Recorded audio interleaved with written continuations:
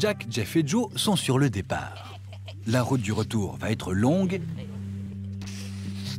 mais ils vont pouvoir faire une escale chez un ami complice qui se situe au 6/10 de leur voyage. Nos 3 pirates sont prêts à partir quand Jack reçoit un appel de leur complice. Apparemment, ce qu'il a à dire est très important, mais Jack ne comprend presque rien. Il est question de dixième, de centième, de millième. Au final, l'autre raccroche et Jack n'a presque rien compris. Il a juste noté sur son carnet une chose, la fraction 61 centièmes.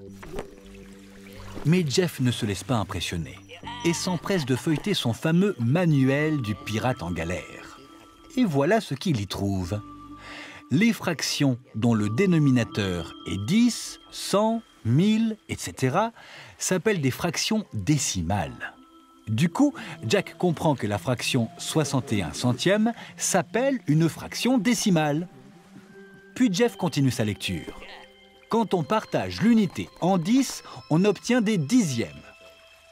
Quand on partage chaque dixième de l'unité en 10, on obtient 100 parts égales sur l'unité.